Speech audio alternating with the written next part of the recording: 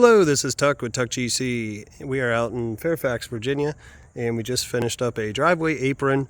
We're going to go through and show you a little bit what we did here on the project.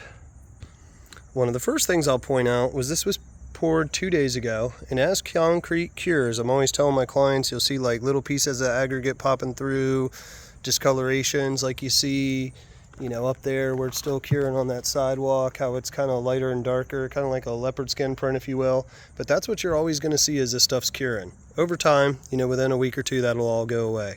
But let's step over here to this side because this was kind of unique. VDOT worked with us on this.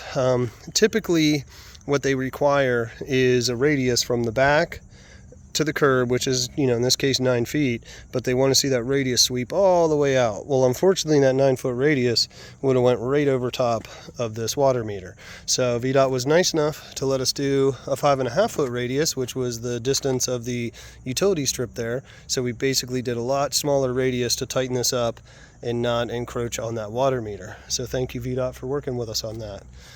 Now, this client already did this beautiful paver driveway before we came in. We wish we could have got that job, but hey, we don't want them all. But this is a 24-foot wide, very, very wide apron. This is actually the widest one I've ever done with VDOT. 24 feet across at the front. Then coming over here, you see we did that little sidewalk section there. And then here we had a small section of curb and gutter. I talk about this a lot where you have to have the 6-foot section.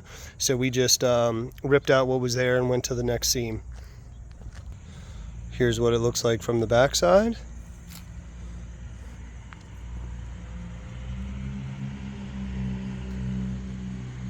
Expansion joint down the middle, expansion joint on each side.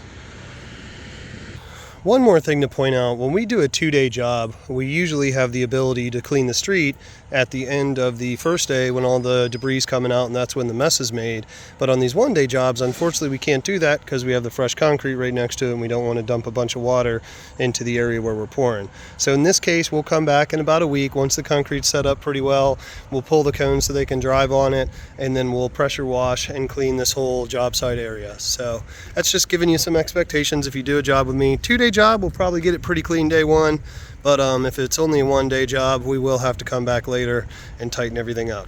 But I hope you like what you see. Give me a call for any of your VDOT needs. We do any concrete, stone, pavers, all the above, but especially we're the #1 company in the area for any of these apron projects. Thanks for watching. Have a good day.